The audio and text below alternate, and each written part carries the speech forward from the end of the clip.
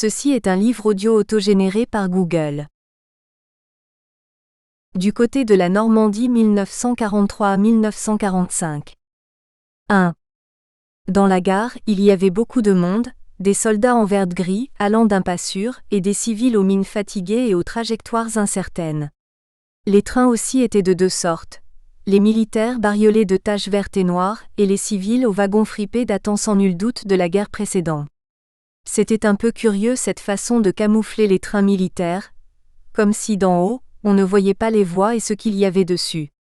Personnellement, j'aurais camouflé les rails, mais on ne m'avait pas demandé mon avis, ni sur l'art du camouflage, ni sur le voyage en Normandie vers laquelle nous allions en ce début d'été 1943. Mon frère résumait ça d'un « t'as pas sonné », qui généralement ne m'empêchait pas de continuer à parler. Aujourd'hui cependant, ma main dans celle de ma mère me transmettait une sorte de malaise diffus, des ondes incertaines qui me privaient de réplique. La hauteur de la gare, le brouhaha qui semblait flotter sous son plafond, la vapeur s'échappant de la locomotive puis les sifflets du chef de gare, tout pourtant m'enveloppait d'excitation. Bien vite cependant, le choc monotone des roues, parfois brisé par le chuintement des aiguillages ou le sifflet de la locomotive, eut raison de mon émerveillement et je sombrai dans un méchant sommeil. Sans doute avions-nous dû changer de train pour nous retrouver bien fripés dans cette gare du Fiedler, petit village de Normandie, dans la région d'Évreux. Roger, le patron qui nous attendait, ponctua son bonjour d'un geste délicat de deux doigts vers sa casquette, sans cesser de mâchouiller un mégot baveux qui semblait coller à ses lèvres. Il prit nos valises et nous hissa à leur suite sur une charrette attelée à un magnifique cheval gris, dont la puissance me parut encore plus grande à le voir de si près, si haut, si large, et pourtant si paisible. Il s'appelle Hector, c'est un percheron et il est sans doute plus âgé que vous deux réunis, dit Roger en nous désignant des yeux. Voilà qu'en plus il est âgé et percheron le cheval, pensai-je. Et Udia ? À cet instant seulement, j'eus vraiment la sensation d'avoir quitté la maison et troqué Saint-Maur et la banlieue pour un autre univers, peuplé d'un silence aux chants d'oiseaux, ponctué du joli bruit des fers d'Hector sur la route aux pommiers tordus. J'étais fasciné par l'immense croupe du percheron qui faisait tressauter sa queue coupée court, et je fus bien étonné de voir celle-ci se soulever pour nous offrir 2 ou 3 crottins, sans que le cheval ne modifie son pas tranquille. À l'arrivée, la famille entière nous attendait. Thérèse, la patronne, petite et voûtée, en fait un peu bossue, les vieux, grand-père et grand-mère, et enfin la fille de la maison, dotée d'un curieux prénom, Muguette, sans doute d'usage en Normandie. C'était gentil de nous accueillir avec un vrai produit de la ferme, un bol de lait tiède, et qui vient juste de sortir de la vache, avec sa peau jaune et vaguement fripée qui surnageait par morceaux. Le lait passa tout juste, mais au contact de la peau, ma gorge fut prise d'un spasme, mon ventre se crispa, et je vomis de suite le bon produit normand, avec en prime les restes du goûter. On mit cela sur la fatigue du voyage, sans que personne ne se fâche, puis on me conduisit à ma chambre. J'étais content d'être sur mon lit, pour faire un peu le point, dans la pénombre de ma nouvelle chambre que je partagerais avec mon inévitable frère. Muguette avait sa chambre à côté. C'était déjà une grande fille, dans les 12 ans peut-être, bizarrement coiffée à la Jeanne d'Arc, avec une barrette sur le côté pour retenir une mèche. Comme tout ce qui était femme, elle était revêtue d'un tablier à carreaux, moche, à l'image de tout ce que je voyais ici, le temps, la ferme et les machines qui traînaient un peu partout. Les chiens, les poules et les canards que j'avais entrevus à l'arrivée, faisaient un peu exception. Ils n'étaient pas vraiment moches, ils se contentaient d'être sales. Bientôt Muguette vint me chercher, et nous prenant par la main avec mon frère, elle nous fit faire la visite de son domaine. Avec son sourire et sa gentillesse, elle était déjà plus belle. La ferme était immense, 100 fois le pavillon peut-être, avec des bâtiments dans tous les coins, du fumier et des poules un peu partout. Muguette nous dit que les poules étaient des animaux pas très futés. Tiens, je vais vous montrer. D'un geste vif, elle se saisit de la première qui passait, puis sans écouter ses gloussements lui mit d'autorité la tête sous l'aile. Quelques secondes après, croyant la nuit venue, la poule se posa sur une patte et se mit à dormir. C'est même comme cela qu'on voit si les poules dorment, non pas d'un œil mais d'une patte. Dépliant de nouveau l'aile, Muguette nous réveilla la poule qui en un instant reprit son picorège, l'œil vif et toujours aussi rond. Finalement, je pensais qu'on n'allait peut-être pas s'ennuyer tant que cela à la campagne. Muguette, Daniel et Michel. Ma mère est restée quelques jours, le temps de nous habituer, disait-elle, et je n'ai pas éprouvé trop d'émotion quand elle est partie. Elle nous l'avait bien dit et redit, elle reviendrait bientôt. Et puis, la ferme était un terrain de jeu exceptionnel, sans compter l'instruction qu'on pouvait en tirer sur les faux bruits qui circulaient en ville. Le coq par exemple, on dit dans nos contrées que c'est un réveil matin, c'est faux, il chante jour et nuit quand ça lui prend. En fait il fait bien le fier et il a un peu raison, ajoutait mon frère quand on domine comme lui une dizaine de femmes. Les vaches, en ville, on prend leur nom comme symbole de méchanceté. En vérité elles sont paisibles avec leurs grands yeux, leurs mâchouillis permanents et leur queue qui chasse gentiment les mouches. Même moi, si petit, je peux les faire avancer avec une badine quand elles veulent bien obéir aux Parisiens. Les lapins aussi en ville, on dit que ça file. Ceux de la ferme, quand on les sort de leur clapier, ils sont si lents qu'il est très facile de les rattraper. On raconte bien des bêtises en ville, sur les bêtes et les gens de la campagne. À l'inverse, des bêtises, on en racontait aussi en Normandie sur les gens de la ville. Ainsi André, le voisin de la ferme d'à côté d'à peu près l'âge du frère, nous accueillit avec une chansonnette sans musique, pas très gentille à ce que j'ai pu comprendre. Parisien blanc-bec. Marchand d'allumettes. Allumettes au cul. Parigot foutu. Heureusement, il se reprit vite en gentillesse et nous montra plein de choses que l'on ne connaissait pas chez nous. Comment tirer les oiseaux au lance-pierre, sans d'ailleurs jamais les atteindre, comment chercher les œufs des poules avant la patronne, et comment les gober, en faisant 2 trous avec une aiguille, puis en aspirant très fort. Je trouvais ça un peu écœurant, mais je tâchais de faire comme tout le monde en évitant de me distinguer en vomissant pour un oui, pour un non. Même les travaux des champs ressemblaient à un jeu. Nous allions glaner et plus le bouquet était gros, plus nous étions félicités. Ce qui était moins drôle, c'étaient les chaumes qui piquaient à travers les sandales. On ne dirait pas, à voir le blé onduler au vent que ce qui reste après la moisson puisse être si dur. Nous avons bien essayé les sabots, mais si on n'est pas né en Normandie, il paraît presque insurmontable d'utiliser les chaussures du pays.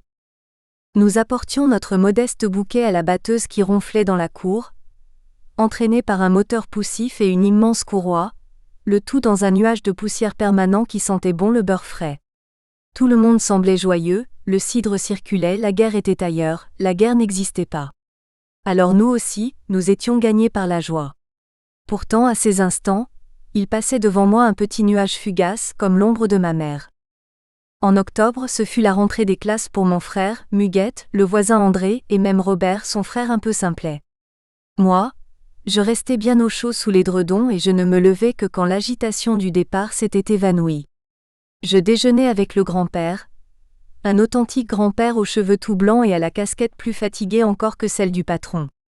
Il me racontait toujours les mêmes histoires de guerre, mais de la vraie, de la grande, pas de celle-ci, avec tous leurs avions et toute leur mécanique.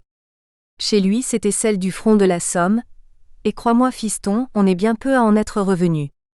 Et il soupirait en levant les yeux au ciel, pour parler silencieusement avec ses copains. Au 3e soupir c'en était fini pour cette fois, et grand-père revenait avec moi. Il ne m'ennuyait jamais le pépé. Bien vite, j'avais compris que j'étais le seul à l'écouter et à regarder sans faiblir les photos jaunies qu'il ressortait d'une vieille boîte en fer blanc, à l'étiquette aussi jaunie que ses photos. Et puis nous allions travailler au potager, un grand espace séparé des champs par un haut mur de pierre percé d'un porche monumental, sans porte. Une ouverture sur le vide des champs, aussi incompréhensible que la hauteur des murs. J'arrachais les mauvaises herbes et stockais les vers de terre pour les donner aux poules. Quand j'en avais assez, je m'arrêtais et regardais le pépé qui continuait à bêcher, s'arrêtant de temps à autre pour s'éponger avec un grand mouchoir crasseux. C'était le même qui servait à la décongestion. Tous les mois, grand-père allait à la mare aux grenouilles, enlevait ses sabots, retroussait son pantalon, entrait dans l'eau à mi-jambe et restait sans bouger quelques instants. En sortant, il enlevait les sangsues qui s'étaient accrochées à ses jambes, puis après en avoir sélectionné 4 ou 5 des plus grosses, il se les mettait autour du cou et entourait celui-ci de son innommable mouchoir. Ensuite, il semblait ne pas y penser pendant 1 heure ou 2. Quand le moment était venu, il ôtait le mouchoir, arrachait les sangsues et me les montrait, énormes maintenant, gonflées du mauvais sang de pépé. Et il les traitait de salopes, en les écrasant avec ses sabots, sous le regard toujours aussi rond des poules qui attendaient sagement l'occasion de manger la bouillie sanguinolente. La famille Lissot, Thérèse, grand-père, grand-mère et Daniel et Michel. Je venais souvent dormir dans la chambre des grands-parents, et dès la fin de l'automne, la grand-mère ne manquait pas de bassiner les draps humides et glacés car il n'y avait pas de chauffage dans les chambres. Quand il faisait trop froid, elle mettait une bouillotte au fond du lit, et alors là, une fois faufilé sous l'édredon, il n'était plus question de ressortir. Ou bien alors, au tout dernier moment, quand l'envie de pipi était prête à faire éclater le ventre. Il fallait alors se résoudre à prendre le seau en émail gris et jaune, et en fermant les yeux pour prolonger le sommeil et en se bouchant le nez, on se soulageait dans un bruit d'enfer. Le seau chaque matin était soigneusement vidé dans le potager, à un endroit différent, choisi savamment par le grand-père. Sans surprise, le printemps et l'été revinrent. Ce fut au printemps qu'André nous apprit vraiment à jouer les galopins. Avec le renouveau, il était temps de ressortir le lance-pierre et de dénicher les œufs de merle. Nous apprîmes aussi à fumer une sèche, une cigarette, ou à défaut de la liane. Quand je dis nous, je n'avais droit moi qu'à tirer une bouffée et encore uniquement pour acheter mon silence. Cela faisait 1 an maintenant que nous étions là, et ma mère qui nous écrivait souvent n'était pas revenue. Elle était malade d'un je ne sais quoi de tenace et de compliqué. Elle ne parlait jamais de mon père, que je n'avais pas connu et dont l'image imprécise s'était complètement estompée. Je travaillais toujours avec le grand-père, et je ramassais maintenant des dorifores qui poussaient sur les patates. Quand ma boîte de conserve était pleine, je la donnais à Thérèse qui se faisait une devoir de les faire bouillir à petit feu en posant la boîte sur la cuisinière toujours allumée. Ici, on rendait méchanceté pour méchanceté. Pourtant, elles étaient bien jolies ces bestioles, dans leur habit noir et doré, elles dont le sang était bizarrement orange quand on les pressait un peu trop fort. Le dimanche, nous allions à la messe. En tout cas, femmes et enfants allaient à la messe. Les hommes s'arrêtaient au café, et arrivaient toujours un peu en retard, juste au moment où nous sortions de l'église. Muguette, par un de ces beaux dimanches, me demanda de fixer intensément une belle image dorée de la Vierge, puis de vérifier en regardant au ciel que Marie était bien là-haut. C'est vrai que cela marchait bien son truc, mais je remarquai presque de suite qu'en fixant intensément le bouquet de fleurs du calendrier des PTT, le bouquet lui aussi était au ciel. Avec même tous les petits signes en noir du calendrier. Thérèse était toujours affairée dans la maison et j'étais toujours dans ses jambes. Pour ça, elle me le disait souvent. Un jour de grande lessive, courant comme un jeune chien, j'allais heurter de plein fouet l'immense bassine d'eau bouillante qu'elle transportait jusqu'à la planche à laver. Le choc ne fut presque rien, pourtant j'en porte encore la cicatrice au front. Mais l'eau bouillante qui se répand et qui descend le long du corps en collant les habits, cela m'est resté comme un cuisant souvenir. Je me retrouvai au lit en pleine journée, et le docteur qu'on ne voyait qu'aux grandes occasions m'affirma que cela n'était rien, que la peau repousserait, et que somme toute il n'y avait rien de grave. Optimiste, le médecin. À sa suite, toute la maisonnée vint me dire à tour de rôle, que je serais toujours aussi mignon. J'en ai un peu douté, mais quand je pus me regarder dans la glace, qui avait mystérieusement disparu du mur de la chambre, je vis qu'il n'y avait pas trop de dégâts. Et puis, tout le monde fut si gentil que même Roger n'osa pas me disputer. J'avais déjà assisté à la mise à mort d'un lapin, le coup sur la nuque, l'œil qu'on retire pour vider le sang, la peau qu'on retourne comme une chaussette transformant ainsi la gentille bestiole en viande à manger. Pour les poules stupides, je n'étais pas plus amateur de voir le spectacle de leur sacrifice, même si j'élevais le poulet rôti au rang des meilleurs plats qui puissent exister. Mais cette fois, il s'agissait du rite de la mise à mort d'un canard, et c'est la patronne elle-même qui s'en chargea. D'un mouvement habile, elle plongea sur la volaille puis la saisit par le cou. La bête protesta bien un peu, mais Thérèse n'en ayant cure posa la tête du canard sur un billot puis d'un rapide coup de hache, lui trancha le cou. Le sang se mit à gicler et la tête oubliée sur le billot montra un œil étonné fixant le ciel, l'autre sans doute surpris de ne voir que du bois. Thérèse lâcha ce qui restait du canard et la chose se mit à courir en battant des ailes, longea le grillage et nous fit un dernier tour d'horreur en dispersant son sang. Tout le monde se mit à rigoler, à la notable exception du canard et de moi. Plus tard à table, je ne sus pourtant pas refuser ma part. Tout le monde au travail. La guerre qui semblait si lointaine continuait son chemin, mais elle s'était bien rapprochée. Les soldats allemands, j'en ai peu vus en Normandie, peut-être 2 fois à la ferme. La première fois, quelques-uns vinrent demander du lait. Nous étions attablés pour le souper avec devant nous des assiettées de soupe aux légumes, agrémentées d'une touche de lait qui la rendait toute blanche, sauf celle du patron et du grand-père qui eux y ajoutaient une goutte de vin rouge. Roger répondit aux soldats qu'il n'y avait pas de lait. J'eus la tentation de dire que ce n'était pas très beau de mentir, mais l'atmosphère ne s'y prêtait pas. Je mis mes coudes au-dessus de l'assiette pour cacher la menterie, mais malgré mon geste, j'ai toujours pensé qu'ils avaient bien tout vu, les Allemands. Pourtant ils partirent et Roger conclut : « Tu vois Thérèse que ce n'est pas la peine de mettre une ampoule plus forte. » La remarque, pourtant drôle, ne fit rire personne. La deuxième fois, 3 soldats demandèrent de l'eau pour se laver les mains. La patronne ne les laissa pas entrer, et leur amena l'eau dans une cuvette blanche à l'émail parsemée d'éclats. Les soldats s'accroupirent, ils avaient l'air fatigués et l'air cons aussi. Eux également, partirent sans histoire, relevant la sangle de leur fusil, en faisant tinter la longue boîte métallique mystérieuse qui leur battait les flancs. La guerre, c'était aussi des milliers de papiers argentés qui volaient dans un ciel azur. En 1944, il faisait toujours beau en Normandie, dès qu'on entendait le bruit des avions. Roger nous dit que cela trompait la DCA. Ce qui est sûr, c'est que les Anglais et les Américains étaient bien plus malins que les Boches. Mais la guerre, c'était aussi des fragments de terre qui me tombaient dans les yeux à demi fermés par le sommeil. À la fin de la guerre, nos paysans, sans doute bien informés des bombardements à venir, avaient creusé un abri dans la cour de la ferme, assez loin de la maison. C'était un grand trou étayé par quelques madriers, où l'on entrait en descendant 5 ou 6 marches. Il était meublé d'une table et de lits adossés aux parois faites de terre brute.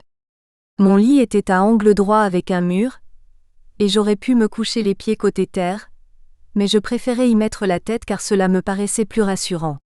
Et c'est ainsi qu'à chaque bombe qui faisait trembler le sol, je récoltais un peu de terre si par hasard j'avais encore les yeux ouverts.